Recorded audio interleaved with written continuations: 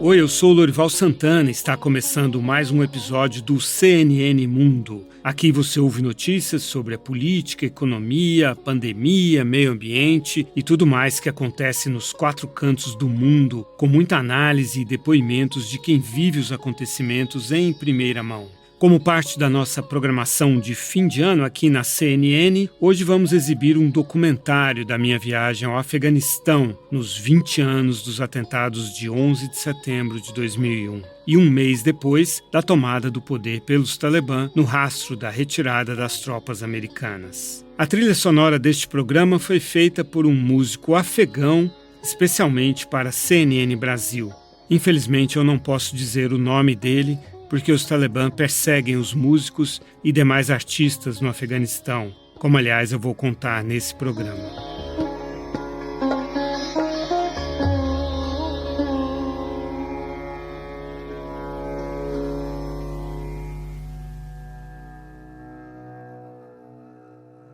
Eu fui ao Afeganistão para responder a duas perguntas fundamentais. Quais as diferenças entre os Talibã de hoje e os que tomaram o poder 20 anos atrás, que eu entrevistei em 2001?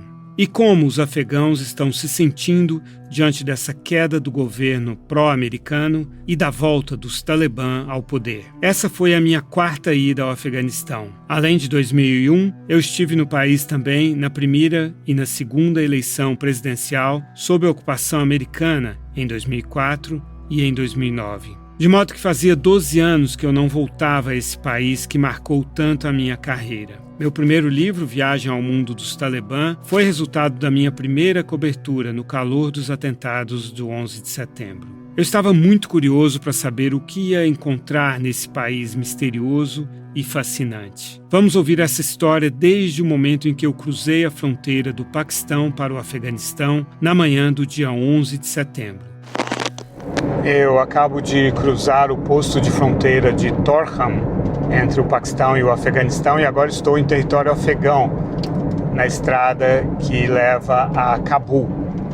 Do lado afegão da fronteira, um funcionário do Talibã me recebeu, olhou meus documentos e veio me conduzindo até o ponto em que estava me esperando o meu guia com uma autorização do que eles chamam de escritório do Mujahid, que seria o combatente da Jihad, autorizando a entrada como jornalista ao Afeganistão.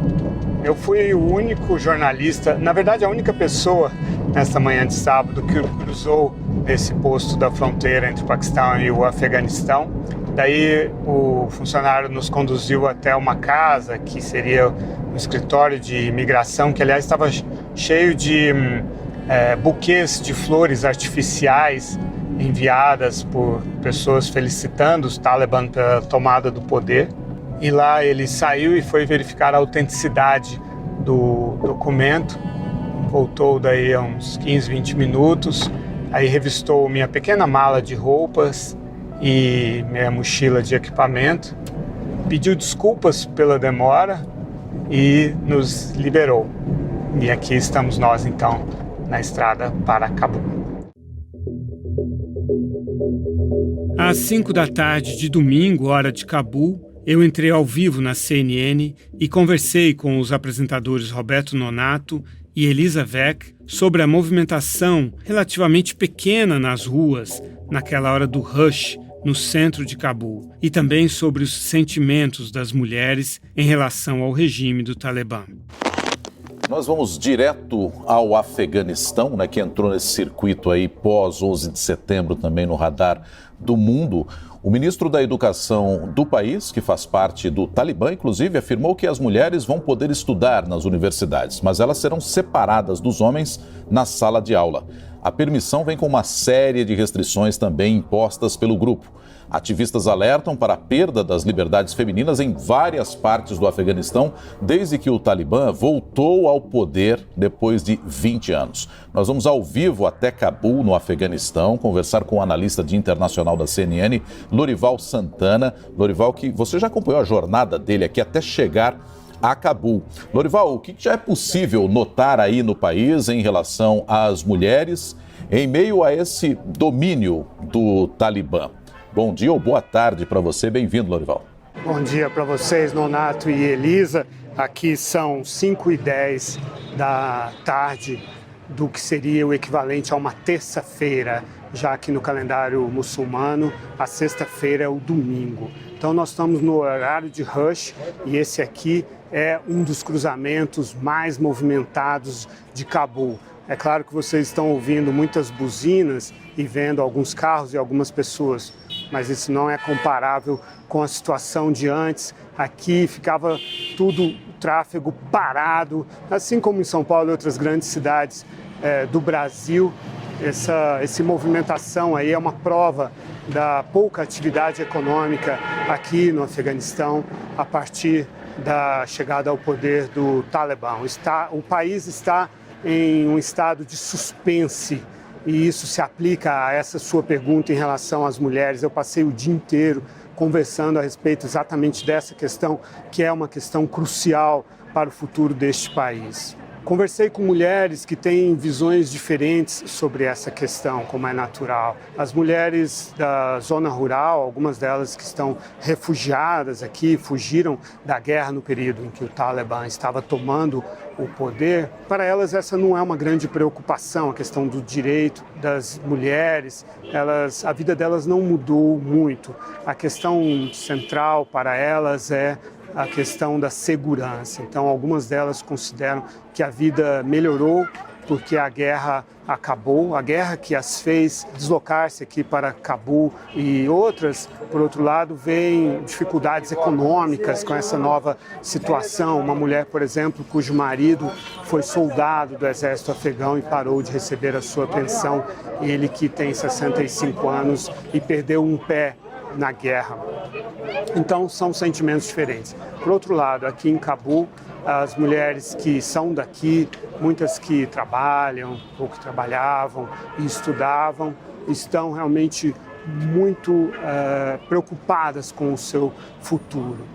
As empresas que empregam as mulheres, empresas grandes, muitas delas não voltaram a trabalhar ou estão trabalhando apenas com os homens, porque o Talibã disse que está reorganizando o espaço de trabalho, os escritórios, exatamente para que as mulheres fiquem separadas dos homens. Mas isso significa, então, um aceno de que elas poderão continuar trabalhando. Em relação às escolas, no governo anterior, somente o ensino médio que era separado, meninas e meninos em escolas diferentes. O ensino fundamental e o ensino superior eram mistos. Agora o Talibã ordenou que todos os níveis de ensino sejam separados, o que representa uma diminuição das chances para as meninas e moças que então terão que encontrar escolas, que não necessariamente terão a mesma qualidade, as mesmas chances para que os homens têm. Então essa diferença que já era grande, muito grande aqui no Afeganistão, como existe no Brasil e em outros lugares do mundo também, agora tende a aumentar, Nonato e Elisa.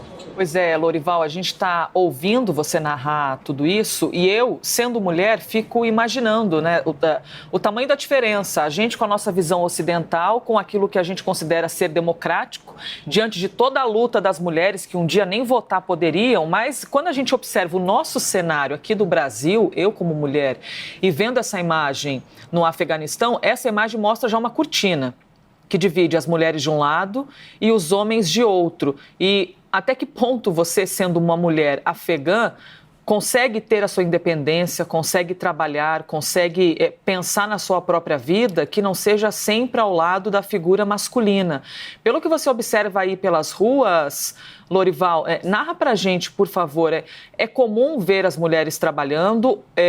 Que tipo de atividade as mulheres costumam praticar por aí? Elas são, de fato, na prática, proibidas de frequentar alguns lugares ou podem frequentar desde que estejam com as vestimentas corretas ou dependendo que estejam acompanhadas? Qual é o cenário da vivência da mulher aí no Afeganistão hoje, após a tomada do Talibã? Bom, as mulheres trabalhavam antes, no governo anterior, não tinham as mesmas chances do que os homens, mas tinham cargos no governo, havia deputadas, aliás, havia uma cota no parlamento afegão que resultava em 27%, era um sistema distrital, na prática 27% do parlamento, no mínimo, era ocupado por mulheres, e Elisa, a ocupação estava bem maior, muito mais mulheres sendo eleitas do que esse piso, digamos assim. É claro que isso deixa de existir, o próprio parlamento deixou de existir. As mulheres não puderam voltar ao trabalho ainda. Com relação a circular nas ruas, são poucas as mulheres. Hoje eu estive num mercado, hoje de manhã, hora daqui, chamado Jardim das Mulheres. É um mercado justamente de roupas de segunda mão, brechós para mulheres, também artigos de casa, coisas, utilidades domésticas, etc. E em alguns momentos não havia nenhuma mulher no mercado, só os vendedores homens.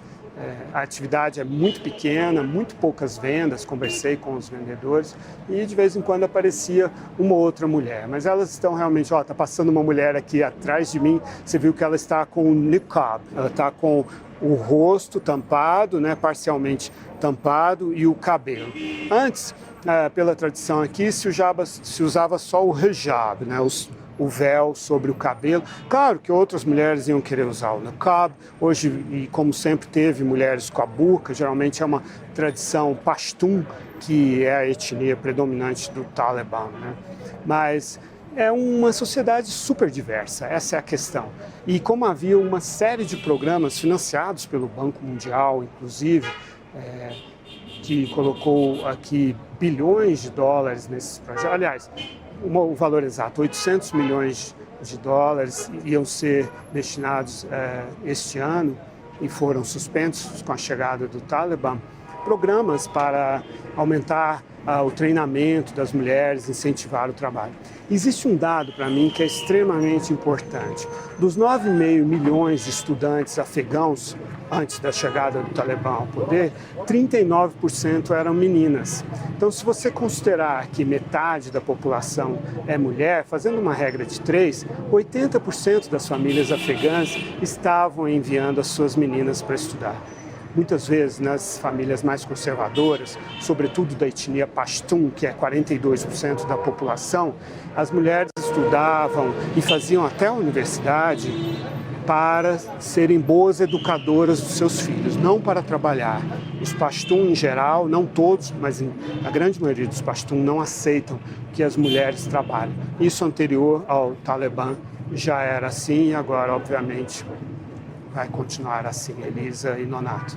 Agora, Lorival, eu fico impressionado com a qualidade da imagem que chega sua aí de Cabul aqui pra gente, né? E você disse que o país está meio que em suspenso na tua primeira intervenção. A minha pergunta é a seguinte: a gente observa uma movimentação interessante atrás, táxi passando, algumas pessoas circulando também. Passado o susto e todo aquele cenário que nós acompanhamos de ida a aeroporto, tentativa de deixar o Afeganistão a partir da chegada do Talibã por aí, dá para dizer que a população e Cabul, que é onde você está, já começa a assimilar mais a chegada do Talibã por aí? Já começa a ter uma vida tentando voltar próximo ao normal, mesmo com esse cenário em suspenso que você destacou, Lorival? Comparado com aquele momento de choque da retirada americana e da tomada de poder pelo Talibã no dia 15 de agosto, as coisas estão um pouquinho mais normalizadas, mas estão muito longe da normalidade. Conversei com muita gente hoje que ainda estão em estado de choque. Um jornalista mesmo, afegão, me disse: eu até hoje não acredito que o Talibã tomou o poder. Foi tudo muito rápido e é uma mudança muito drástica. Eles tinham aqui um governo apoiado pelos Estados Unidos, a ponto de ter inflação em dólar aqui. O Afeganistão está bem mais caro do que o Paquistão por causa da injeção espetacular de dólares feita pelos Estados Unidos e também pela cooperação europeia. Então havia uma certa prosperidade aqui que eu notei comparando com as outras 3 vezes que eu estive no Afeganistão. E tudo isso eles sentem que pode se perder agora. Afinal, o Talibã não é conhecido como um tipo de governo que valoriza os técnicos, né? Ministros técnicos, nada disso. Formaram um gabinete apenas pashtun, quando apenas 42% da população é pashtun, apenas de homens, e não tem ali técnicos nas suas respectivas áreas, né? São combatentes da jihad, homens cujo mérito, do ponto de vista do Talibã, diz respeito à sua bravura e à sua ideologia, à sua posição política dentro do Talibã. Isso deixa os afegãos muito, muito preocupados. Hoje, um farmacêutico que pediu para não ser identificado, ele me resumiu assim: os terroristas chegaram ao poder. Se eu pudesse, eu iria para qualquer outro lugar. Ele tem 30 anos de idade, é casado, não tem filhos, e reclamou muito da situação da mulher dele, de não poder sair de casa. Enfim, para aqueles que tinham um estilo de vida um pouco mais contemporâneo, talvez. Olha aqui, uma série de mulheres passando aqui atrás de mim. A mudança é muito drástica e o futuro parece obscuro para muita gente, Nonato e Elisa. Os talibãs são obcecados pelas aparências. Os valores religiosos deles estão muito concentrados nessas questões, até porque eles são, em sua grande maioria, semi-analfabetos. Recitam versos do Alcorão em árabe, cujo significado eles desconhecem, e têm um conhecimento bastante superficial e enviesado do Islã. Então a Elisa Weck me perguntou também sobre o que os talibãs exigem dos homens em termos de aparência. Você citou a barba, porque acaba chamando a atenção, né? Essa questão de ser ou não religioso, de até que ponto as pessoas podem ser da maneira que quiserem, porque é interessante a gente, com a nossa visão ocidental, conseguir compreender o que ocorre no dia a dia no Afeganistão. Sim, a barba é obrigatória agora. Todos os homens têm que ter barba. Quando um talibã, e isso é uma experiência que eu já tive 20 anos atrás, isso não mudou. Se um talib vê um homem sem barba, ele já tem um sentimento hostil em relação a esse homem. É como se ele se sentisse de alguma forma desrespeitado. É um homem anti-islâmico. Da mesma maneira que as mulheres que não estejam com o rosto coberto, né? Eu estive hoje num barbeiro, justamente. É lá no Mercado Jardim das Mulheres. E ele disse que a movimentação diminuiu 70%, porque os homens agora, em vez de fazer a barba uma vez por semana, estão indo só aparar um pouquinho, uma vez por mês, se tanto. E quanto ao código do cabelo, não está claro para ele ainda, porque muitos talibãs, como são combatentes e vivem no campo muito tempo sem voltar, e também porque tem uma certa fantasia icônica ao estilo Che Guevara, muitos deles usam o cabelo longo. Muitos homens dos anos 50, 60, 70 no Afeganistão usavam os cabelos longos. Os afegãos são muito vaidosos. Os homens passam rena no cabelo e na barba, usam rena nas unhas, às vezes nas mãos. São extremamente vaidosos, incluindo os talibãs.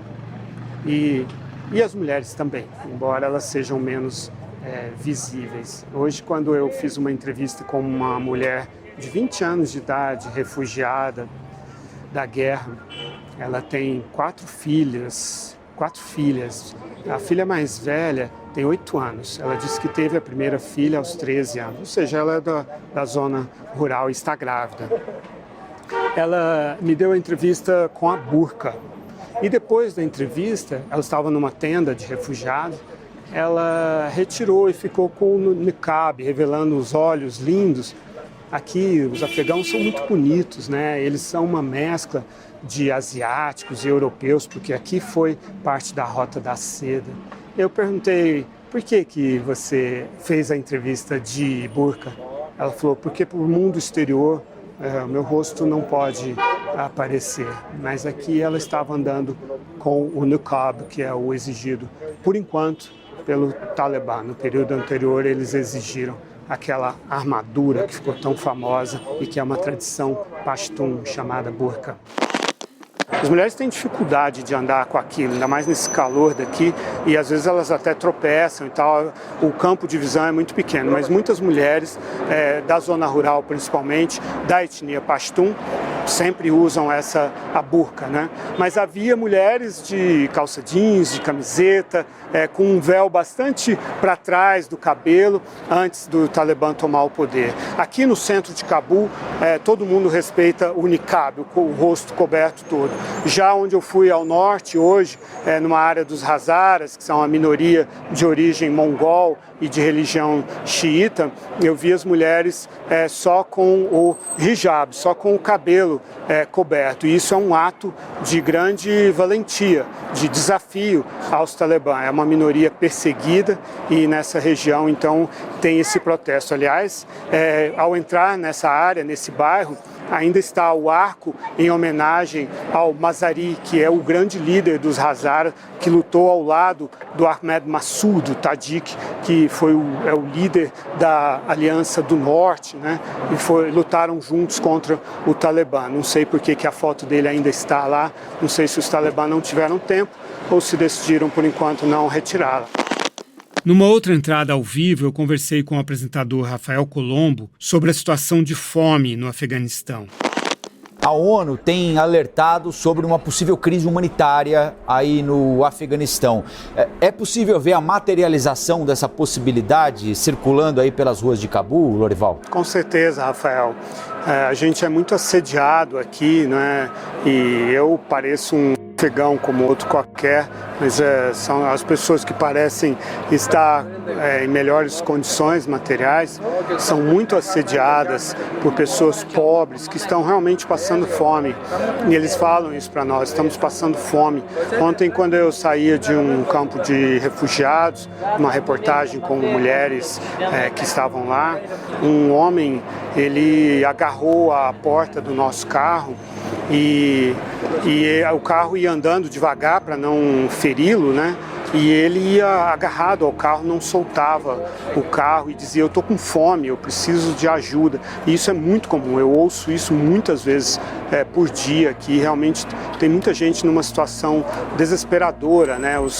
A atividade econômica está muito baixa, como os bancos estão podendo, só se podem retirar $100 por semana, né? Isso deprime toda a atividade econômica e acaba se refletindo na vida das pessoas mais simples, e mesmo as de melhor posição. Hoje eu estive com uma pintora, ela vende roupas que ela mesma pinta e tal, e eu acabei comprando algumas roupas dela, e ela falou: nossa, não acredito, olhou para o dinheiro assim, falou: nossa, um pouco de dinheiro, que bom e tal. E ela vive numa casa confortável, numa família de classe média alta, eu diria até de classe alta, mas está todo mundo com muita dificuldade aqui, mas com certeza são os mais pobres, claro, que sofrem mais, porque não tem reservas, né? E não há emprego, não há trabalho, já que o dinheiro não circula. O apresentador Rafael Colombo me perguntou também sobre como é a vida das crianças em Cabul. Como é que é a vida deles aí, Lorival? Eles brincam na rua? Porque isso é um termômetro importante também, né? Os pais têm confiança em deixar as crianças saírem de casa sozinhas? Os afegãos sempre vivem numa vida muito comunitária, mesmo estando num centro urbano como Cabul, que tem 6 milhões de habitantes, mas o modo de vida, a cultura é muito rural, mesmo numa cidade grande como Cabul. Então, as pessoas que moram ao redor cuidam umas das outras, se conhecem. Eu estou num bairro residencial aqui, eu estou numa área mais comercial, numa avenida principal, mas para dentro é um bairro totalmente residencial. Então, são moradores aqui numa área central de Cabul mesmo. Agora, algumas coisas se tornaram proibidas, né, de novo. Então, empinar pipa, né, que é uma grande brincadeira das crianças, voltou a ser proibida pelos Talibã, porque eles consideram que é anti-islâmico, porque muitas vezes tem apostas, né? Então foi proibido. O futebol ainda não está claro como vai ficar. O Buzkashi, que é o grande jogo tradicional daqui, né, que é um esporte sobre cavalos, em que eles pegam a carcaça de um animal sem cabeça e tentam cruzar para o outro lado. Então são 2 times que tentam cruzar. Existe toda uma liga com disputas entre as províncias e tal. foi proibido novamente, porque envolvia apostas, né? Eu digo novamente porque no período de 96 a 2001 foi proibido. Toda música foi proibida. Eu tenho uma história triste para contar. Os Talibã, eles proibiram as festas de casamento, que são a grande oportunidade de festa para as famílias afegãs. Foi proibido, e ontem eles invadiram uma festa de casamento e infelizmente espancaram o noivo e o irmão dele. Então essa que é uma das grandes instituições aqui do Afeganistão, o casamento, a festa pelo menos está proibida. Mas as crianças estão por aqui andando de bicicleta e enfim, tentando levar a vida da forma como é possível.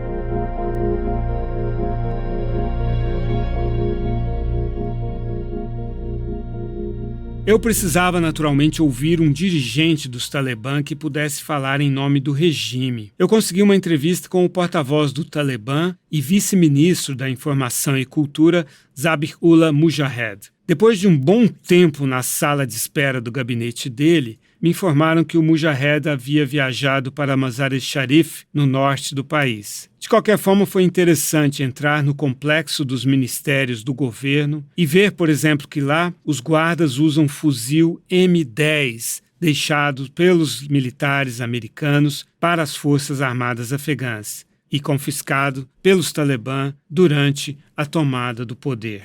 Há agora uma hierarquia entre os Talibã. Aqueles com tarefas mais importantes usam os fuzis americanos da classe M, enquanto os outros continuam com os fuzis padrão do movimento, os lendários AK-47 desenhados na Rússia e geralmente fabricados na China e disponíveis nos bazares de armas ao redor do mundo. Outro aspecto curioso é que tinha uma bandeira do Afeganistão no canto da sala. Aparentemente, eles ainda não tinham tido tempo de trocá-la pela bandeira branca do Talibã, que traz os dizeres em árabe: só existe uma divindade, Alá, e Maomé é seu mensageiro. Mas eu precisava ouvir alguém do Talibã e meus produtores afegãos me ofereceram uma segunda opção: o diretor do aeroporto de Cabul, Abdul Hadi Hamdan, conhecido como Mullah Hamdan.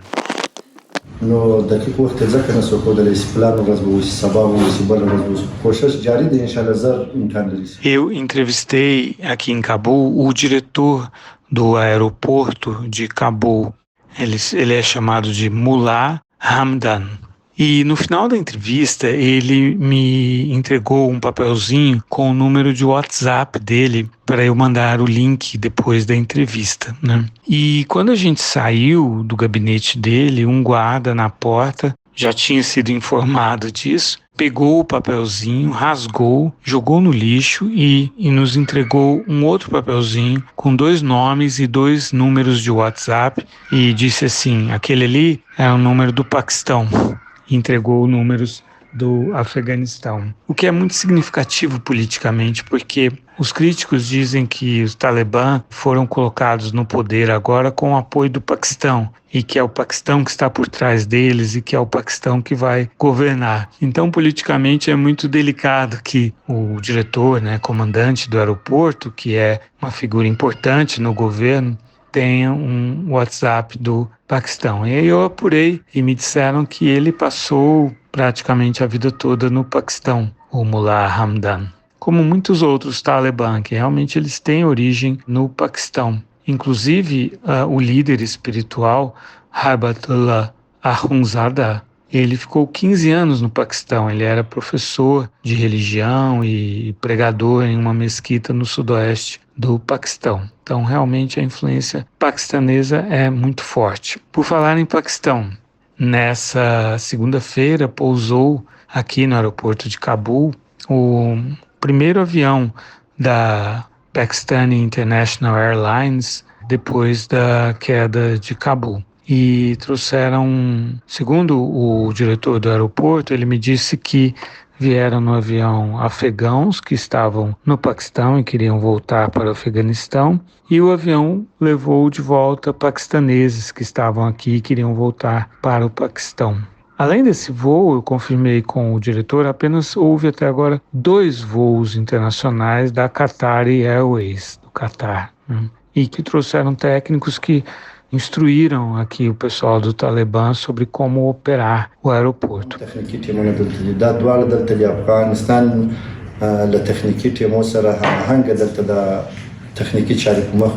Um outro aspecto interessante dessa entrevista com o Mullah Hamdan é que eu perguntei para ele por que ele tinha se tornado o diretor do aeroporto. E ele disse que isso é uma escolha do líder supremo, referindo-se então ao Habatullah Akhundzada, que é alguém que nem apareceu ainda, desde a tomada do poder pelos Talibã.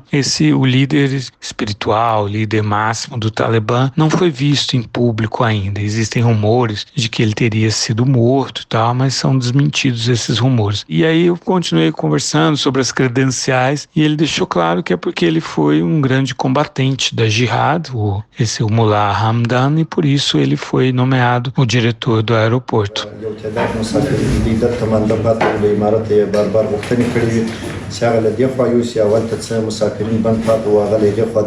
Ainda sobre esses boatos de mortes de líderes, surgiu aqui a versão de que o Abdul Ghani Baradar, que é um líder do Talibã também, que estava cotado para ser o presidente do Afeganistão, mas acabou ficando com um cargo de vice-primeiro-ministro, que ele teria sido morto por homens da rede Haqqani, que é uma rede liderada pelo Sirajuddin Haqqani, cujo pai foi o fundador dessa rede e que atuou lá atrás como mujahedin, como os combatentes da guerra contra a União Soviética entre 79 e 89. Depois, em 94, 95, 96, quando os Talibã foram tomando o poder no Afeganistão, aí eles acabaram se aliando. E essa rede Haqqani, ela é considerada pelos Estados Unidos o grupo terrorista mais eficaz aqui do Afeganistão.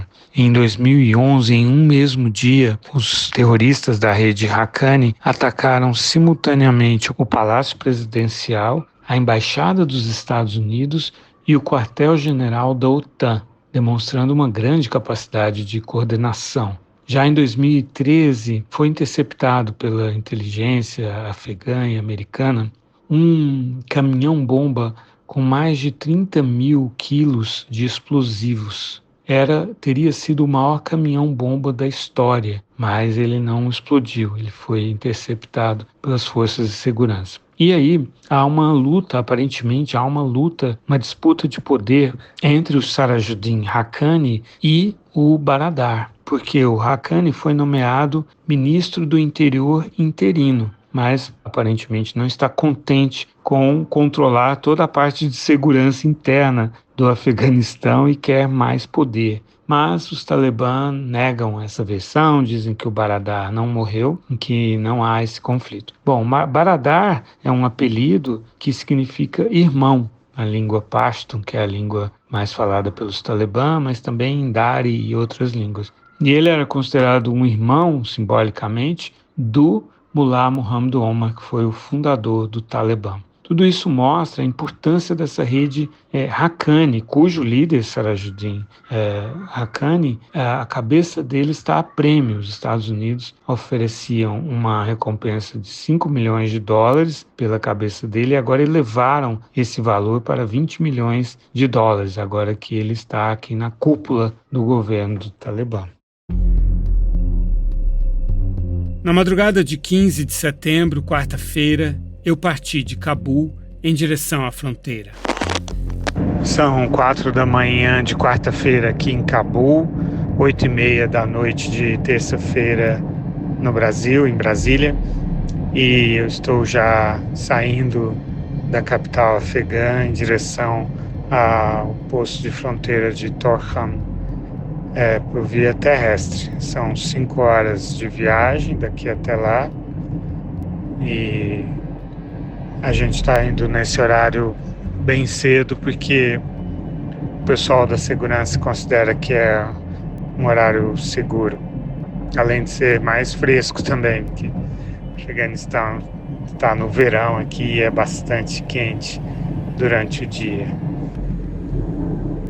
Eu estou acompanhado de um motorista e de um produtor que fala inglês. Aqui dentro de Cabul, a gente já passou por 2 postos de controle dos Talibã. Um deles era um posto de controle antigo já, que era usado pelo governo anterior, exatamente para verificar se os carros traziam explosivos ou armas do Talibã ou de grupos terroristas que estão presentes aqui, como a rede Haqqani, que é aliada do Talibã. Aliás, o comandante da rede Haqqani agora é ministro do interior, Sirajuddin Haqqani. Essa rede é considerada o grupo mais perigoso aqui no Afeganistão pelos Estados Unidos. Bom, também o Estado Islâmico K, que esse é inimigo dos Talibã, e por último a Al-Qaeda, que tem uma presença bastante diminuída aqui, né, e no mundo todo, mas ainda existe. No 11 de setembro, no sábado, o líder atual da Al-Qaeda divulgou um vídeo conclamando os muçulmanos, os ativistas do mundo inteiro a continuar lutando contra os Estados Unidos. A gente passou sem problema pelos postos de controle do Talibã. Eu continuo aqui com a barba cada vez mais longa, com a roupa típica aqui da região, sentado no banco da frente, mas eu faço o cumprimento que eles costumam fazer aqui, salam aleikum, ou se eles dizem isso, a gente responde aleikum salam, que significa paz para todos, paz para vocês, e aí tá tudo certo por enquanto, sem problemas. Quando eu vim também foi assim, no sábado nós passamos no total por 6 controles do Talibã na estrada. Os 5 primeiros nós não fomos parados e eu estava sentado no banco da frente. Só no 6º, que já era a entrada de Cabul, lá eles param todo mundo.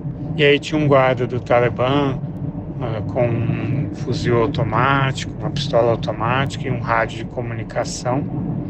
Olhou para nós, não percebeu que eu era estrangeiro e nem que eu era jornalista. E convidou a gente para almoçar com eles ou para tomar um chá. E nós agradecemos, recusamos polidamente e seguimos em frente, sem nenhum problema. Agora eu tive que parar de gravar porque a gente passou por um 3º checkpoint. E nesse caso ele abriu o porta-malas, viu a minha mala, mas nem chegou a abrir a mala, fechou. É uma mala pequena também. Eu sempre viajo com o mínimo possível de bagagem. Aí ele fechou o bagageiro e mandou seguir. E durante essa cobertura em Cabul, de sábado até a noite de terça-feira, eu não tive nenhum problema com os Talibã. A gente sempre pedia permissão para fazer as filmagens, para entrar nos lugares, para fazer as entrevistas. Eles patrulham toda a cidade de Cabul, estão presentes quase que por toda parte. E foi só, às vezes eles passam, né, depois de que a gente já começou o trabalho. Aí é uma situação um pouco mais imprevisível. E isso aconteceu um dia quando eu estava ao vivo de uma rua super movimentada de Cabul. Foi na segunda-feira, era segunda-feira, logo depois do almoço. E eu estava ao vivo falando na CNN quando passaram 4 Talibã armados de fuzis AK-47. Eles passaram bem perto de mim, olharam para mim, olharam para a câmera e seguiram andando. Eles me cruzaram, vinham em direção a mim e passaram por mim e continuaram andando. Certamente ouviram que eu estava falando uma língua estrangeira, mas não criaram nenhum problema. De fato, eu realmente não tive nenhum problema aqui no Afeganistão com os Talibã. Bom dia, Elisa. Bom dia, Rafael. Vocês vão ver agora os Talibã passando. Talibã passando aí. Vou até sair um pouquinho aqui. São esses os homens que controlam todo o país, Cabul e todo o resto. A gente os identifica pelas armas. O que eu observei na estrada entre a fronteira do leste do Afeganistão e Cabul, e também aqui em Cabul, é que existe muita comida disponível, muitos alimentos. O que as pessoas não têm é dinheiro para comprar, né? Por causa da restrição, que me disseram agora que é uma restrição de $200 por semana dos saques. Aliás, nós passamos na frente de um banco, e isso 4 e pouco da manhã, e estava cheio de gente. Não é exatamente uma fila, mas aglomerado ali na frente do banco, esperando o banco abrir, que vai acontecer daqui a várias horas, para poderem sacar dinheiro. Perguntei aqui, o banco vai abrir às 8 da manhã, ou seja, dentro de quase 4 horas, e estava cheio de gente na porta. E a agricultura afegã é uma agricultura muito dinâmica, produz bastantes alimentos graças à irrigação. Embora este ano seja um ano de seca, estima-se que a produção será 45% menor. Também tem muito gado ovino e caprino. Então, o que eu observo não é que falta comida, mas falta dinheiro realmente para comprar. Há bem poucos jornalistas estrangeiros aqui, e aliás, bem poucos jornalistas afegãos também, porque a partir da tomada do poder pelos Talibã diminuiu bastante a atividade da imprensa local aqui. No sábado, quando eu passei do Paquistão para o Afeganistão, eu fui o único jornalista naquela manhã. Aliás, a única pessoa que passou naquela manhã. E aí a equipe que eu contratei no Paquistão me deixou então do lado paquistanês da fronteira. Aí é interessante porque do lado paquistanês o posto de fronteira se parece com um posto de fronteira de um país pobre, de uma fronteira terrestre acanhada e tal, mas ainda se parece com um país. Aí do outro lado, né, do lado afegão, já é algo, já são os Talibã esperando ali, sem uniforme, sem identificação alguma, né? Você sabe que eles são Talibã porque estão armados, porque têm barbas longas e sempre usam as roupas tradicionais e geralmente com turbante também, ou um tipo de chapéu que é usado aqui. Esse chapéu é chamado aqui de lungi. E as barbas espessas, muitas vezes cabelos um pouco longos também, que os Talibã usam. E aí do outro lado, então, um Talibã me recebeu e eu mostrei o meu visto afegão. E ele foi caminhando comigo por um corredor, assim, que a gente vai caminhando, fechado, dos dois lados, assim, corredor coberto e cercado, assim.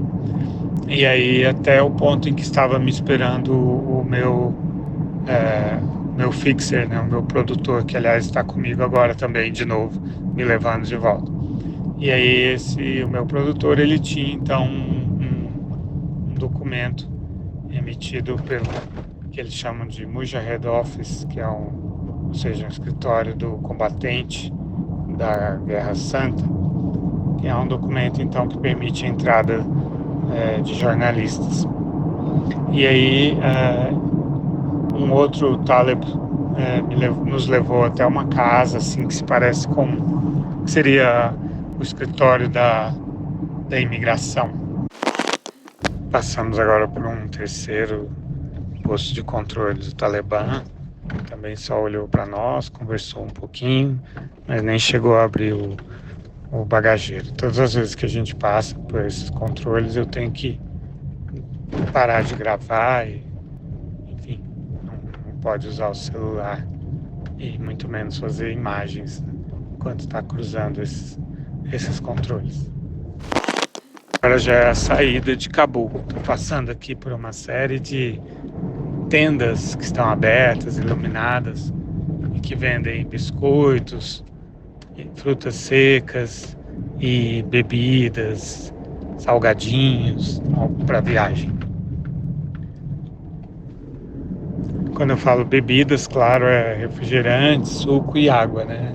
Aqui no Afeganistão, como na maioria dos países muçulmanos, é proibida bebida alcoólica. No domingo de manhã eu fui para um mercado chamado de Jardim das Mulheres e nós chegamos lá por volta de 9 da manhã, hora local, e o domingo é o equivalente à terça-feira no calendário daqui, mas praticamente não havia mulheres fazendo compras, havia só os homens vendendo nas barracas. A primeira entrevista foi com o dono de uma barraca de roupas usadas para mulheres. Ele tinha 50 anos de idade e eu perguntei para ele qual período da vida dele foi melhor aqui no Afeganistão. Ele viveu o período da ocupação soviética entre 79 e 89, o período dos Talibã, dos Mujahedin, né, que o país ficou dividido por vários grupos. Esse barulho que você está ouvindo é a bomba de gasolina. A gente está abastecendo o carro aqui na saída de Cabul. Aí o período dos Talibã, de 94 até 2001, e o período dos dois presidentes que ficaram no poder apoiados pelos Estados Unidos, né? O Hamid Karzai e o Ashraf Ghani, e agora de novo o período dos Talibã. Eu perguntei para ele qual que tinha sido o melhor período e ele falou assim: nenhum. A vida aqui sempre foi muito difícil. Esse mercado, assim como outros mercados e outros locais com bastante aglomeração, é controlado pelos Talibã. A gente precisou pedir autorização para os Talibã para entrar no mercado. Mas é um posto de controle que já existia antes, controlado pela polícia, porque é para evitar crimes, evitar roubos e tal. E eu perguntei sobre isso e várias pessoas lá desse mercado me disseram que agora está mais seguro lá. Existem menos roubos, aliás, não acontecem mais roubos.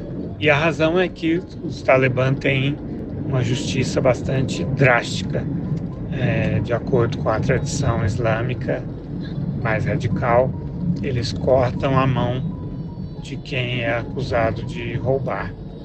Então, o crime desapareceu.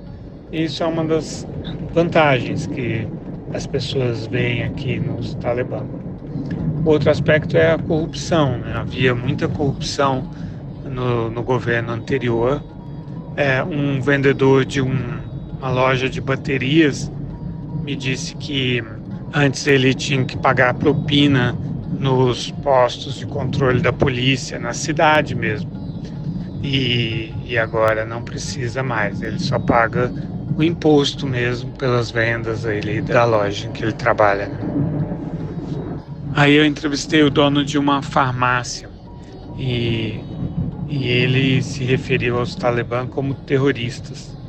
Falou que o futuro e a perspectiva do país a partir de agora é totalmente obscura, que a mulher dele não está saindo de casa e que eles estão realmente muito preocupados e pessimistas com o país a partir de agora.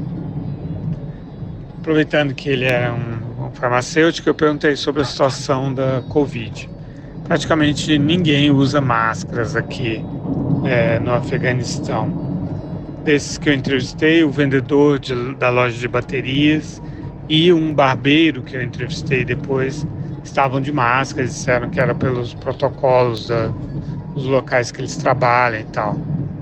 Mas no dia a dia é muito raro ver pessoas de máscara. mas o farmacêutico me contou que 2 meses atrás estava tendo muitos casos de Covid e que houve uma quarentena de 1 mês. E aí os casos diminuíram bastante. Ele falou que ultimamente ele não estava vendo ninguém com Covid. E outras pessoas também relataram a mesma coisa. O dado é de que dos 38 milhões de afegãos, só 400 mil estão imunizados. Esse farmacêutico, por exemplo, ele tomou as 2 doses da Coronavac. Aparentemente a vacina está disponível, mas muita gente não se vacinou ainda porque não quis, não se interessou. E para o barbeiro eu perguntei o que tinha mudado para ele depois da chegada dos Talibã ao poder. E ele me disse que os clientes dele estão aparando a barba ou fazendo a barba bem menos do que antes, que aqueles que faziam a barba uma vez por semana agora estão indo uma vez por mês. Afinal, a barba é uma das coisas que o Talibã exige dos homens, né? Prefere que os homens estejam de barba. E ele disse que ainda não está claro para ele qual é o código em relação ao cabelo, como é que tem que cortar o cabelo dos clientes. Ele disse que não pretende sair do Afeganistão, não tentou e não vai tentar sair do Afeganistão, que é o país dele. Já um primo dele, bem mais jovem, de 17 anos, disse que quer ir embora para qualquer lugar do mundo, que ele estava estudando inglês e o estudo foi interrompido agora que os Talibã chegaram ao poder. É uma escola privada de ensino médio que ele fazia e que, segundo ele, foi fechada. Ele disse que não vê nenhum futuro aqui no Afeganistão para ele. Na porta da barbearia estava sentado um homem, jovem também, que disse que queria conversar com a gente. Aí ele se cobriu o rosto dele para dar a entrevista e contou que ele era segurança em uma empresa cujo dono era inglês, chamada Super International, mas o chefe dele imediato, o diretor da filial aqui no Afeganistão, é italiano. E que esse italiano ia deixar o Afeganistão naquelas operações de retirada dos Estados Unidos no último dia, no dia 30. Mas aí teve uma disputa entre esse italiano e o dono do local alugado, né, do escritório da empresa, sobre conta de luz. O italiano tinha pagado só a conta de 1 mês e o dono queria que pagasse os 2 meses. E aí o dono do imóvel chamou a polícia, que no caso é a polícia do Talibã, né? E aí o italiano e o motorista dele, afegão, foram presos. E durante cerca de 1 semana, esse meu entrevistado sabia em qual prisão o italiano e o motorista afegão estavam. Mas passada 1 semana, eles desapareceram. Uma história parecida com essa me contou uma pintora de Cabul, em que ela trabalhava para uma empresa e o chefe era inglês. E eles não conseguiram sair na operação de retirada dos Estados Unidos pelo aeroporto. E no início de setembro, eles foram exatamente para onde eu estou indo agora, para Torkham, o posto de fronteira com o Paquistão. E chegando lá, eles foram detidos pelos Talibã. Ela estava com o marido dela e esse empresário britânico estava com um motorista afegão. E havia também 4 mulheres jovens de 20 a 24 anos de idade que trabalhavam para essa empresa também. E todo mundo foi detido e depois de 2 dias ela foi liberada porque estava com o marido.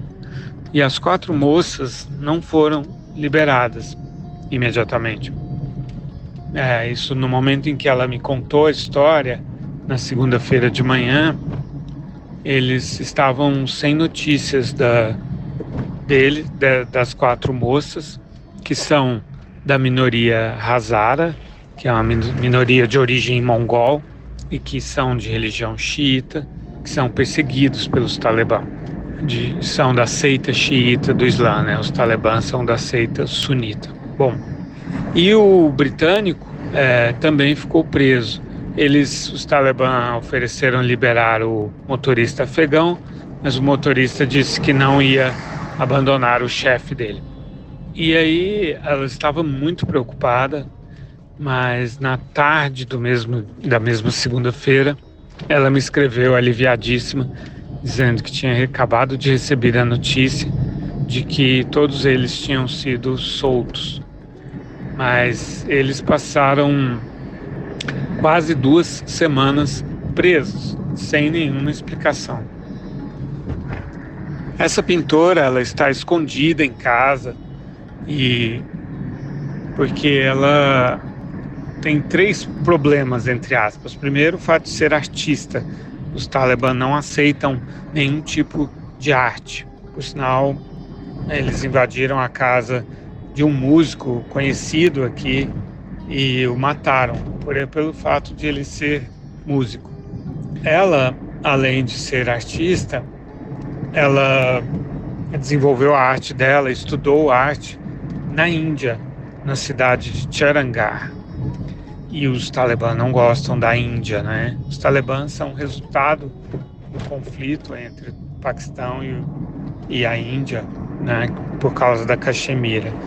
O Paquistão criou os Talibã para ter um governo amigável no Afeganistão, né? E vários grupos ligados aos Talibã realizam ataques contra a Índia baseados ali no Paquistão. Ela ganhou mais de 10 troféus, ela me falou, na Índia, pelo trabalho dela de pintura. Então isso é um problema também. Eu estive na casa dela, ela escondeu a maioria dos quadros, estava terminando de esconder os quadros dela e tinha escondido os troféus também. Além disso, ela é mulher, né, e é da etnia Hazara, e que, como eu dizia, é perseguida pelos Talibã. Mas foi interessante ir no bairro onde ela mora, que é um bairro quase que exclusivamente habitado pelos Hazaras, no norte de Cabul. Na entrada do bairro ainda está um arco bem grande com um grande retrato do Mazari, que foi o grande líder dos Hazaras. Ele era aliado do general Ahmed Massoud, que é de etnia Tajik, por sua vez também rival dos Talibã, e que lutaram juntos na Aliança do Norte contra os Talibã entre 96 e 2001 e depois com o apoio dos Estados Unidos a partir da invasão de 2001. E no bairro, diferentemente do centro de Cabul, onde as mulheres estão usando o niqab, né, que cobre todo o rosto, eu vi as mulheres fazendo apenas o hijab, que é o lenço que cobre só o cabelo. E aí perguntei para ela sobre isso, né? Ela me falou que as mulheres Hazaras, antes da chegada dos Talibã ao poder, andavam de jeans e camiseta e com o véu bem para baixo, assim, no cabelo. E eu não vi muitos Talibã por lá também, nesse bairro. Não havia ainda um controle muito forte, de maneira que, por isso, há uma certa liberdade por enquanto. Na verdade, esse é um momento ainda de consolidação do poder dos Talibã. Então, muitas coisas ainda não estão arrumadas, entre aspas, da forma como eles querem. Eu também vi um cartaz grande do próprio Ahmed Massoud, que é o grande inimigo deles, né? Ele foi morto no dia 9 de setembro de 2001 por um atentado da Al-Qaeda, né? Como eu contei no episódio anterior. E o filho dele, que tem o mesmo nome, Ahmed Massoud, lidera hoje a chamada Frente de Resistência Nacional contra o Talibã, lá no Vale do Panjshir. E aí existe um elemento étnico, né? Os Hazaras representam 10% da população e os tajiques em torno de 27%, enquanto que os talibãs são predominantemente da etnia Pashtun, que representa 42%. Aliás, todo o gabinete interino nomeado pelo Talibã é composto de pessoas da etnia Pashtun. O marido dessa pintora, ele toca violão.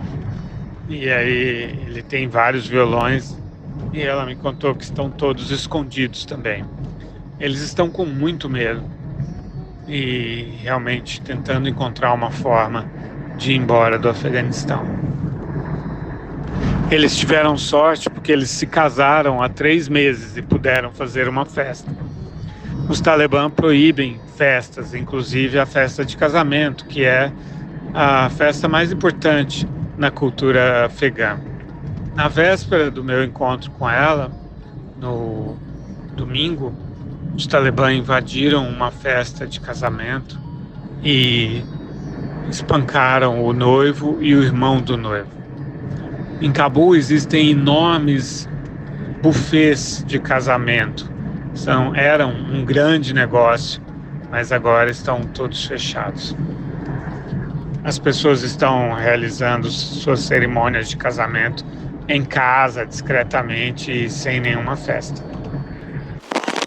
Estamos passando por um túnel aqui. Tem muitos túneis nessa estrada. É uma estrada que vai serpenteando aí entre as montanhas dessa região, que é de montanhas rochosas, entre Cabul, que fica no centro-leste do Afeganistão, e Jalalabad e o posto fronteiriço de Torkham, que ficam no leste.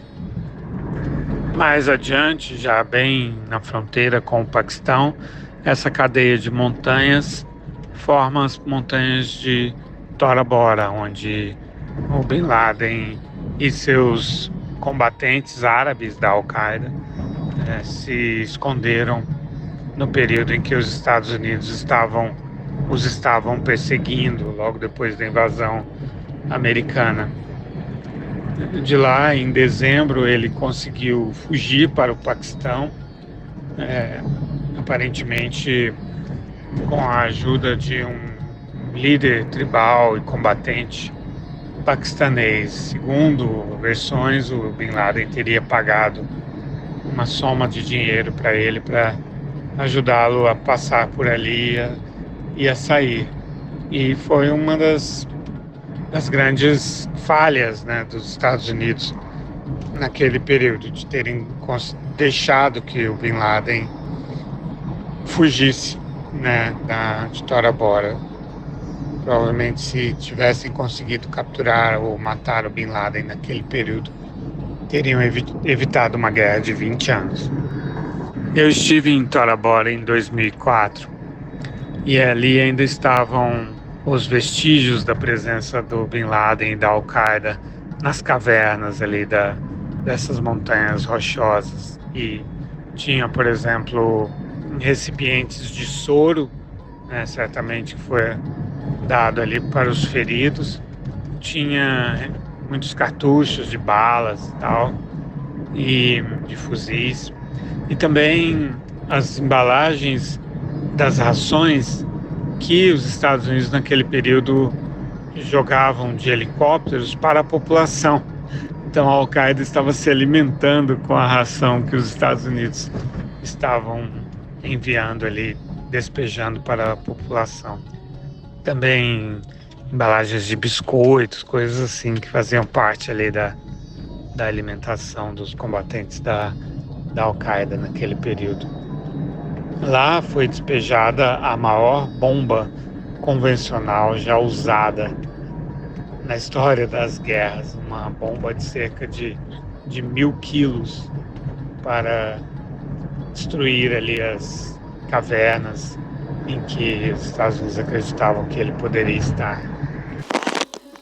São 5h17 da manhã aqui, a gente está amanhecendo o dia, a gente acabou de passar por uma mesquita e estava cheio de gente rezando, né?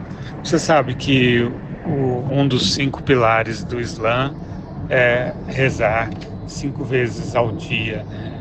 A primeira vez é ao amanhecer, depois mais para o meio da manhã, depois ao meio-dia, depois à tarde e depois ao anoitecer.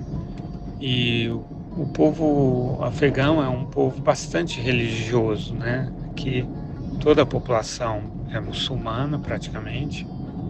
Existe uma ínfima minoria, um pequeno grupo, estimado em 12.000 pessoas, de cristãos que foram evangelizados nesse período aí da ocupação americana. Mas é um povo basicamente muçulmano, 80% é sunita e 20% xiita. Existem também ismaelitas e outros grupos mais pequenos, assim, de seitas dentro do Islã, que, no entanto, não são aceitos pelo Talibã como sendo muçulmanos verdadeiros. Agora passamos por várias crianças que estão carregando coisas de casa, assim, certamente ajudando os pais. Ainda não estão indo para a escola, que está muito cedo aqui ainda. Mas eu falei dos 5 pilares do Islã. Além de rezar 5 vezes ao dia, tem o zakat, que seria um equivalente ao dízimo, né, que é dar parte da sua receita para ajudar na mesquita, nos centros comunitários, enfim, ajudar quem precisa, dar esmola, assim. Um outro mandamento é, se você puder, se possível, fazer a peregrinação a Meca, né?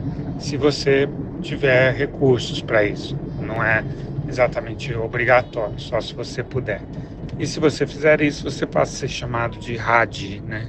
Que é o título dado àqueles que fizeram a peregrinação a Meca. Estamos passando agora por um velho tanque soviético, que é uma lembrança do período da ocupação soviética entre 79 e 89. Outro pilar do Islã é a profissão de fé do Islã, que é dizer quando um filho de uma família muçulmana nasce, seria o equivalente ao batismo, proferir no ouvido dele ou dela, né, que só existe um Deus, Alá, e Maomé, a paz esteja com ele, é o seu mensageiro. Aliás, exatamente essa frase é o que compõe esse dístico, compõe então a bandeira do Talibã, né, que agora substituiu a tradicional bandeira nacional afegã, que é uma bandeira vermelha, preta e verde com um emblema dourado. Essa bandeira agora é praticamente proibida, principalmente se ela é usada como um sinal de protesto, obviamente, contra os Talibã. Logo que eles tomaram o poder, teve um protesto em Jalalabad, no leste do Afeganistão, que consistia exatamente em mostrar a bandeira nacional afegã. E esse protesto foi reprimido e houve mortes, inclusive, nessa repressão. A bandeira do Talibã, ela é branca e com esse dístico escrito em preto no alfabeto árabe, né, que quase todos os países muçulmanos utilizam o alfabeto árabe. Claro que são línguas completamente diferentes e tal. No caso, mas quando eles citam o Alcorão, quando são versos do Alcorão, são escritos na língua árabe mesmo. E está escrito com letras pretas. Aliás, tem vendedores de rua vendendo essa não é uma nova bandeira, mas a bandeira do Talibã, que é a nova bandeira do Afeganistão, né? E eu comprei uma, estou levando na minha mala. Ela custou 50 afganes, que é a moeda local. $1 compra 85 afganes, então 50 afganes é um pouco mais de 50 centavos de dólar. Eu disse que são 5 pilares do Islã, e o 5º pilar é observar o Ramadã, né, o mês de jejum, né, que você jejua durante todo o período em que o sol está iluminando, né? E aí durante a noite eles comem, aqueles que fumam também. Inclusive não pode tomar nem água no Ramadã durante o dia. Eu fiz alguns dias, uma semana de Ramadã na faixa de Gaza em 2017. E para mim, pelo menos, foi bastante difícil. Eu tenho muita dificuldade de fazer jejum, de ficar muito tempo sem comer. Tava muito calor na época, naquele ano o Ramadã caiu no mês de junho, verão, na faixa de Gaza, na região ali da Palestina e de Israel.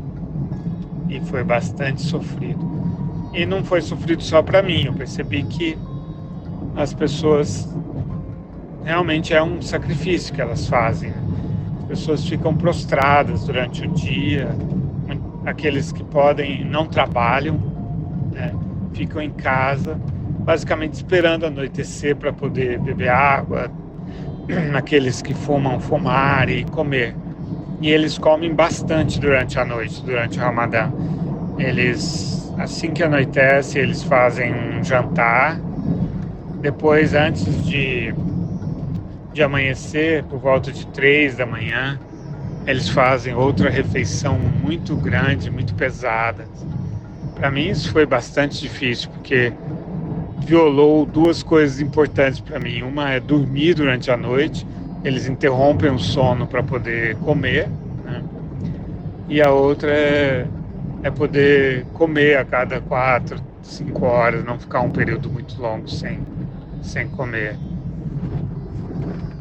Eu disse que naquele ano caiu em junho, porque o calendário muçulmano ele é lunar, né? E o nosso calendário é solar.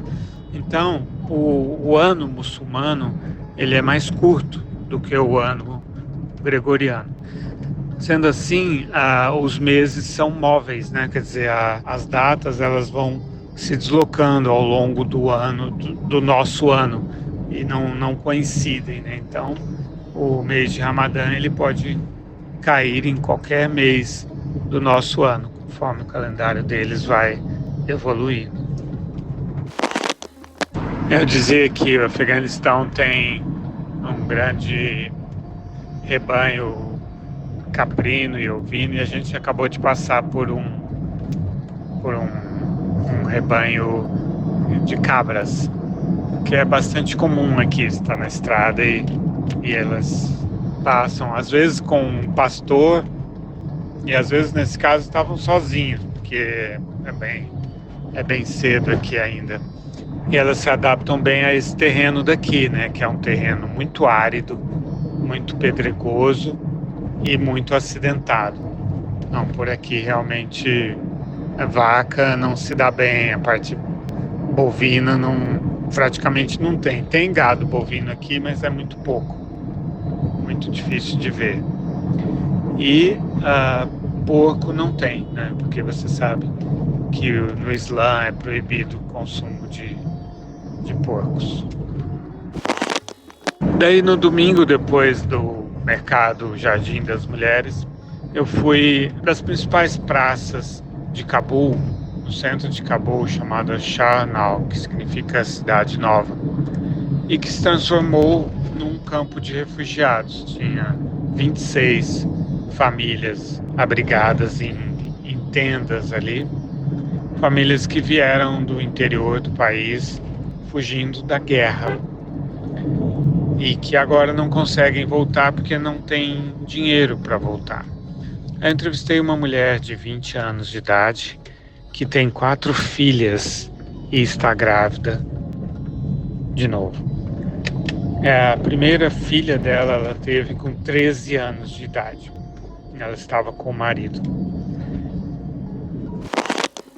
Paramos agora num posto de controle na entrada de um vilarejo e era um talib muito jovem, praticamente a barba ainda nascendo e com um turbante preto, que significa que ele é considerado um descendente do profeta Maomé, né? O turbante branco é dos que não são descendentes do profeta.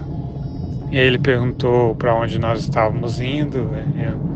Nosso motorista disse Jalalabad.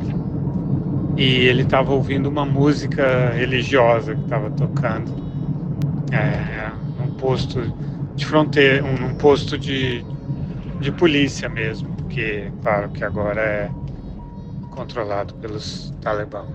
E aí ele falou pra gente seguir adiante.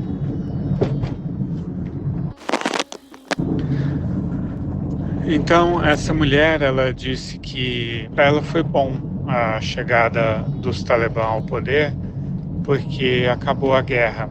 Os talibã trazem segurança e paz, mas que ela não tem dinheiro para voltar para casa com a sua família e nem de ir ao hospital. Ela disse que mesmo os hospitais públicos cobram pelo atendimento. Então ela estava grávida de 7 meses e não está tendo assistência médica. E de vez em quando ela falou que pessoas de entidades humanitárias levam comida para eles. Aí eu falei com uma outra mulher, mais velha um pouco, com 36 anos de idade, que estava com vários filhos também. E o marido dela é bem mais velho, tem 65 anos e é um veterano do exército do Najibullah, que foi aquele último presidente apoiado pelos soviéticos, né, que governou até 92, quando os Mujahedin tomaram o poder em Cabul. Por sinal, Najibullah foi torturado, castrado e enforcado pelos talibã quando eles tomaram o poder em Cabul em 96. Bom, o marido dela perdeu um pé lutando pelo exército pró-soviético contra os Mujahedin e recebia uma pensão por isso, até agora, do governo anterior, e deixou de receber agora que os talibã chegaram ao poder.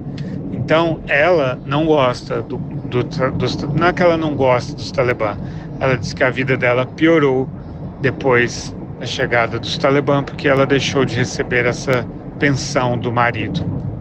Ela disse que o marido dela estava na cidade deles, lá no vilarejo deles, no interior, trabalhando na casa, tentando reconstruir a casa que foi parcialmente destruída pelos confrontos entre o Talibã e as forças leais ao governo que caiu no dia 15 de agosto.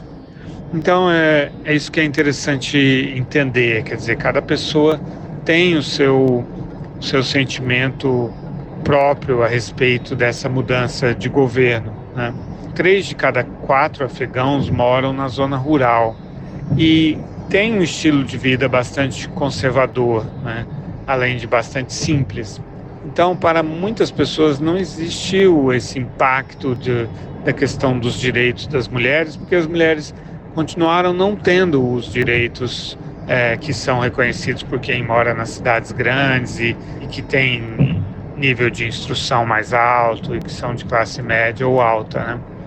Para essas mulheres e meninas não faz diferença se o governo é mais liberal, mais como foi esse governo sustentado pelos Estados Unidos nesses 20 anos, ou se é do Talibã, porque elas já seguem, em geral, as regras que são regras tradicionais, tanto do Islã quanto de culturas conservadoras, como é o caso da cultura Pashtun, né, na zona rural principalmente. Então, conversando com pessoas da etnia Pashtun, inclusive um amigo meu que nem mora aqui no Afeganistão, mora no Paquistão, mas isso faz pouca diferença porque é a mesma cultura Pashtun. Ele me disse que ele, e outras pessoas me disseram isso também, que mandam as suas filhas para a escola, que chegam até a universidade, mas depois elas não vão trabalhar, que os Pashtun não aceitam que as mulheres trabalhem, que eles educam as filhas para que elas sejam boas mães e criem depois os filhos, mas não para trabalhar. Claro que ao lado disso, como eu dizia, existe uma minoria, né, de mulheres que têm profissão, que trabalham e tal.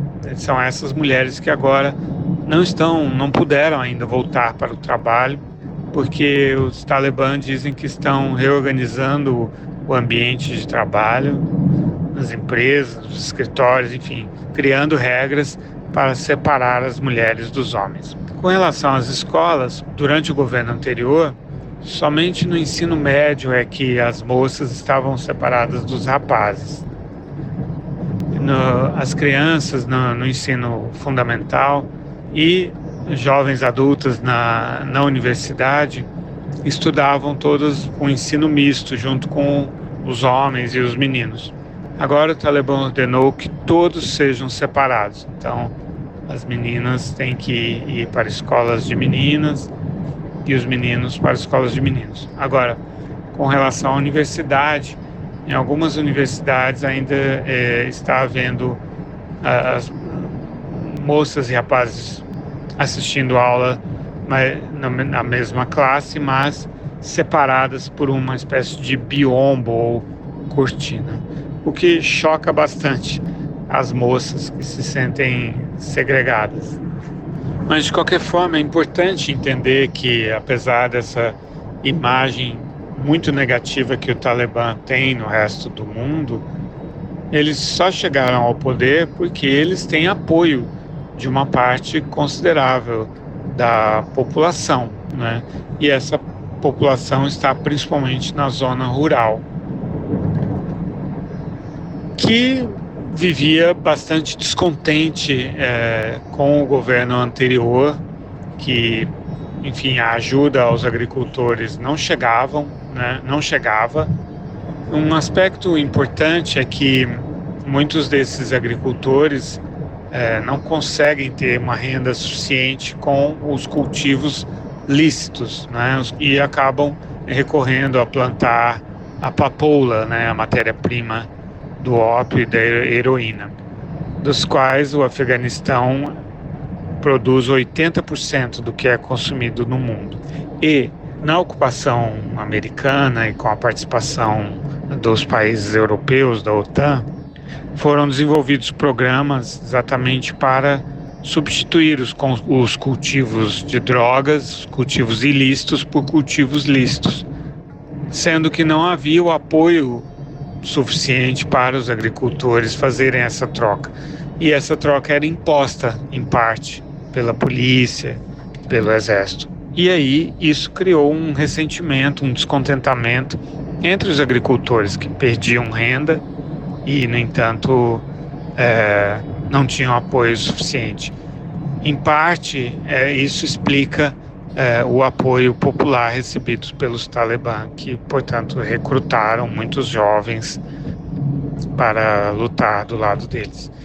Existe um aspecto também meio psicológico assim, e social, que os jovens, sentindo-se sem perspectiva no campo, para eles essa ideia de se tornar um combatente, receber um fuzil, pertencer a um grupo que ainda tem um aspecto religioso e moral e patriótico, lutando contra uma ocupação estrangeira, tudo isso tem um glamour, tem uma atração sobre eles. Eu fiquei observando muito os Talibã esses dias, esses soldados, recrutas mesmo, jovens, carregando o seu fuzil com orgulho de pertencer a um grupo combatente. Existe esse aspecto de um certo sonho, assim, de uma certa fantasia de ser um homem viril, corajoso. E compõe esse quadro os cabelos longos, faz parte disso, dessa visão icônica, né, de um homem audacioso, impetuoso e viril. Quando eu estava fazendo uma das entradas ao vivo pela CNN no centro de Cabul, um grupo de jovens, homens e mulheres, me cercou, esperou até eu terminar a minha participação e me explicaram que eles eram intérpretes do exército turco, que faz parte da OTAN e que estava atuando aqui no período desses 20 anos da ocupação. E eles trabalharam como intérpretes, eles falam turco, além de falar inglês também, e trabalharam como intérpretes dos militares turcos, que por sua vez estavam supervisionando o trabalho da polícia afegã em Cabul. Eram instrutores da polícia. E prometeram para eles que eles poderiam sair do Afeganistão, né, no final do trabalho, considerando que os Talibã perseguem, né, esses afegãos que trabalham para forças estrangeiras, ou que trabalharam para forças estrangeiras, no caso. Mas eles foram abandonados aqui. Essa promessa não foi cumprida. Eles tentaram ir embora naqueles dias da operação americana, mas esses que ficaram aqui, disseram que quando conversaram com os militares americanos disseram que eles não tinham o direito de sair do país, né? Não tinham aquele documento chamado SIV, que é o documento fornecido pelos Estados Unidos como um visto especial de imigração.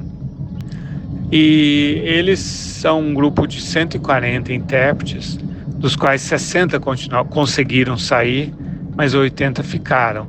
E me disseram que têm sofrido ameaças, né, dos Talibã. E fizeram um apelo, né? E aí nós combinamos uma entrevista no dia seguinte, isso foi na segunda-feira, e na terça eles vieram ao meu hotel e eu os entrevistei, e eles fizeram um apelo aos países da OTAN para que os ajudem a sair daqui junto com as suas famílias. Isso é parte um dos grupos de afegãos, né, uma das categorias da população que está desesperada para sair do país. Na terça-feira eu estava no aeroporto de Cabul para entrevistar o diretor do aeroporto, e enquanto eu esperava, foi uma longa espera, sentou ao meu lado um homem de 27 anos, falando inglês muito bem, e ele me contou que ele é da minoria ismaelita, né, que é uma minoria religiosa, que tem ritos muçulmanos diferentes dos sunitas, e por isso mesmo são perseguidos, hostilizados pelos Talibã. E ele conseguiu entrar no aeroporto, que não é nada fácil, o controle é muito grande ali, porque ele estava procurando trabalho. E ele disse que era professor de inglês numa universidade de Cabul, e agora foi fechada essa universidade privada. Ele foi sargento do exército afegão e tem também talentos, capacitação de trabalho com computação, e tem um casal de filhos e a mulher dele está grávida, está para dar à luz. E ele precisa de trabalho, está sem trabalho e gostaria também de ir embora do Afeganistão. E ele também muito desesperado, assim, falando muito e pedindo ajuda de qualquer forma, fosse para um trabalho agora, fosse para ir embora do Afeganistão. E ele me disse: aqui eu não tenho futuro nenhum. Assim como o governo anterior, ele falou, dava emprego para os que pertenciam aos grupos deles, agora também o Talibã vai dar emprego só para quem pertence ao grupo deles, né? No caso os Pashtun, e os Pashtun que pertencem à corrente ideológica dos Talibã. E ele dizia assim: eu quero dar um futuro para os meus filhos. E ele me disse: se eu for para o Brasil, eu vou ser um brasileiro para o resto da vida. Vou trabalhar pelo Brasil e meus filhos vão ser brasileiros. E com muita emoção na voz, assim, realmente procurando uma saída desesperadamente. Esse homem, que se chama Maiwand, foi ao aeroporto se oferecer para trabalhar como intérprete de inglês. E, de fato, a direção do aeroporto está precisando de alguém assim. O diretor, o Mullah Hamdan, não fala nada de inglês, assim como todos os seus auxiliares. E, aliás, eles não entendem nada de aviação e nem de relações internacionais. Eu perguntei ao Mullah Hamdan se ele ficaria confortável com mulheres trabalhando no aeroporto. E ele me disse que isso quem vai decidir é o líder supremo, mas que vai ter que haver algumas mulheres no aeroporto para ao menos fazer a revista das passageiras. Ele me disse que o aeroporto já está operando voos domésticos e que voos regulares internacionais não começaram ainda e não tem previsão para começar, porque os americanos, ao sair, destruíram boa parte do equipamento do aeroporto e eles estão agora tentando restaurar esse equipamento. Aqui na estrada estou passando agora por um jovem conduzindo 2 vaquinhas. Então há o gado bovino, só não é muito comum, né? E é para o leite, principalmente, né? É para o leite. Eles não têm o hábito de comer carne de boi. Eles tiram o leite, principalmente. Falando de comida, o prato mais importante aqui do Afeganistão é o arroz que vem com uns pedaços de cordeiro dentro dele. Cordeiro cozido vem dentro, escondido mesmo dentro do arroz. E feijão, pois é, o feijão que tem no Brasil também, aqui faz parte do prato principal dos afegãos. Além de cordeiro, eles comem muito frango e muito pão também, lógico, né? O pão afegão tem o mesmo formato do pão árabe, mas é maior e mais espesso. É muito gostoso o pão afegão. E eles gostam de beber um tipo de iogurte, um tipo de coalhada que eles tomam junto com o almoço ou com as refeições e que eles chamam de dough. E, naturalmente, comem com as mãos. Não são de usar muitos talheres, não. Em parte, até nos restaurantes e principalmente nas casas, mas mesmo nos restaurantes, tem uma parte, ou toda ela, dedicada a comer sentado no chão. E aí, no caso dos restaurantes, tem uma mesinha, uma pequena elevação para as pessoas colocarem a comida ali e tal. Mas nas casas, geralmente, as pessoas comem no chão mesmo e colocam a comida em cima de um tapete. E usam o pão como talher, como fazem os árabes também, né? Lembrando sempre que os afegãos não são árabes, né? São outras etnias. E o que define uma etnia, né? O principal traço que define uma etnia é a língua. Então, quando eu digo os Pashtun, por exemplo, eles falam a língua Pashto. Os Hazaras e os Tajiques falam Dari, que é a língua derivada do persa, e os Uzbeques falam a língua Uzbek. Então, o que distingue os Hazaras dos Tajiques são as feições do rosto. Os Hazaras têm as feições mongóis. Os Tajiques têm uma feição caucasiana, mas meio oriental, assim. Os Uzbeques, eles têm uma origem túrquica do período do Império Turco-Otomano que ocupou a Ásia Central. Os Tajiques já têm uma origem mais persa. E os Pashtun, eles têm uma tez mais morena e são do sul do Afeganistão, sul e sudoeste. Mas o grande traço que os distingue é a língua Pashto. Os Uzbeques são 9% da população. Eu já disse que os pashtuns são 42%, os tajiques 27%. Esses números são bem aproximados. Faz muito tempo que não há um censo aqui no Afeganistão. Mas tem outros povos, muitos outros povos. Tem os Baloches, por exemplo, que são bem do sul, fazem fronteira ali com o Paquistão e que tem ali ao norte do Paquistão, ali naquela região da fronteira do Paquistão com o Afeganistão, uma província chamada Balochistan, justamente por causa desse povo, e que fala uma língua diferente também.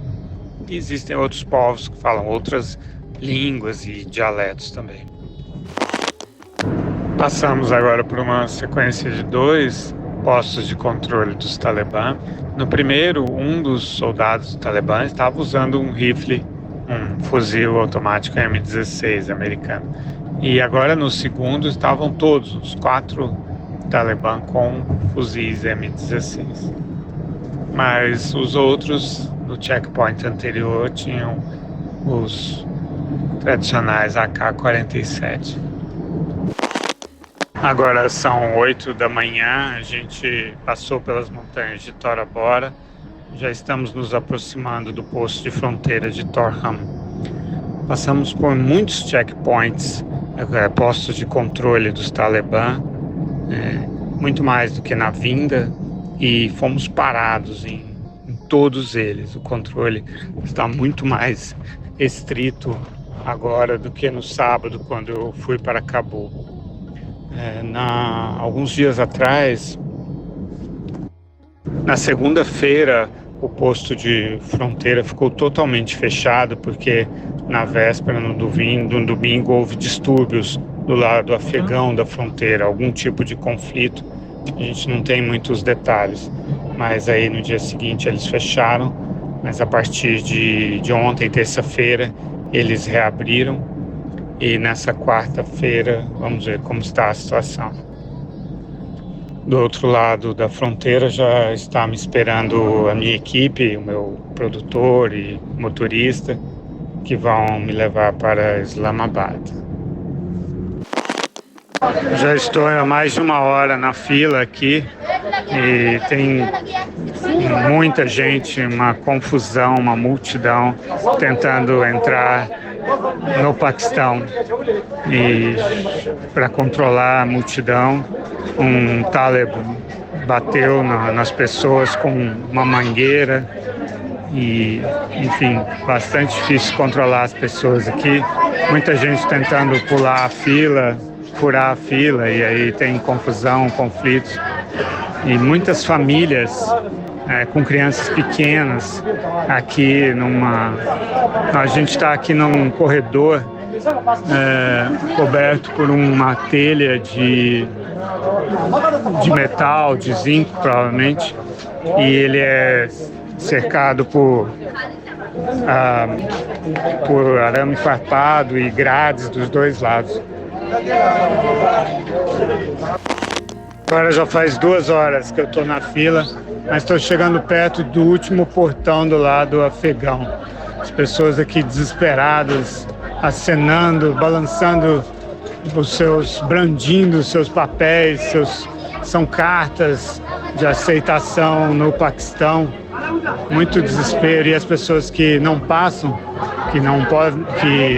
cuja passagem não é permitida pelos Talibã, porque ainda estamos do lado afegão da fronteira, tem que pular uma cerca aqui de cerca de 2 metros. Não, eu vi pessoas pulando uma cerca maior aqui de 3 metros de altura para o outro lado, para voltar para o Afeganistão, já que não conseguiram sair do Afeganistão, né, para voltar em direção ao Afeganistão.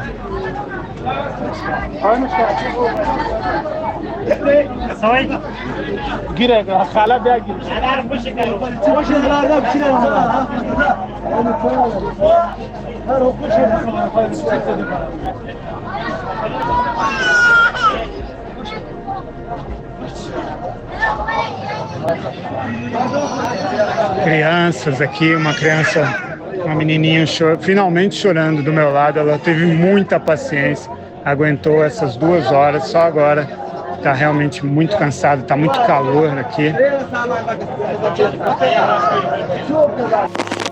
Depois de 3 horas, finalmente consegui cruzar o portão afegão para o lado paquistanês. Aí imediatamente a gente faz um PCR, mas diferente do PCR lá do aeroporto em Islamabad, que leva 10, 15 minutos, esse aqui vai levar no mínimo 1 hora para sair o resultado.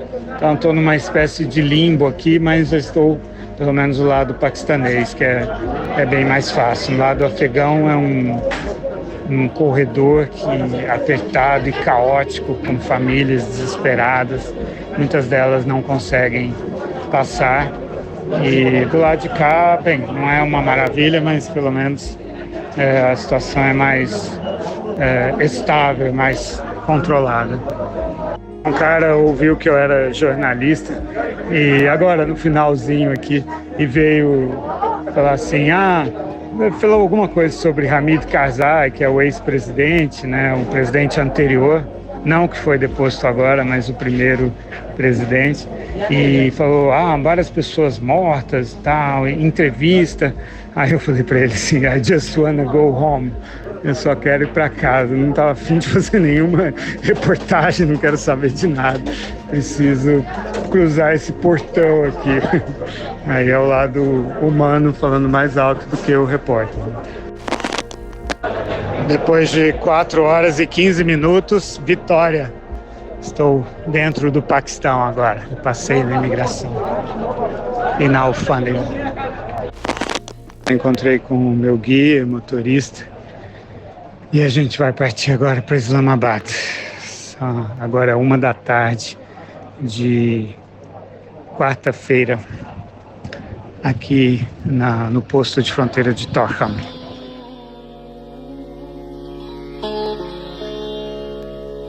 E aqui termina este episódio do CNN Mundo. Não deixe de assinar o programa em seu agregador de podcasts favorito para receber uma edição nova a cada sexta-feira, a partir das 10 da manhã. Obrigado pela companhia e até a próxima.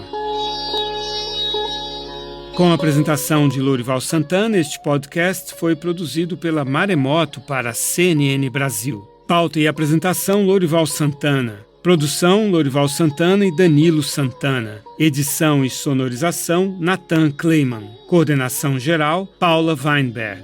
Coordenação de produto, Verônica Schneider. Coordenação editorial, Diego Toledo. Você também pode ouvir o CNN Mundo no site da CNN Brasil. E aproveite para conhecer os nossos outros programas em áudio. Acesse cnnbrasil.com.br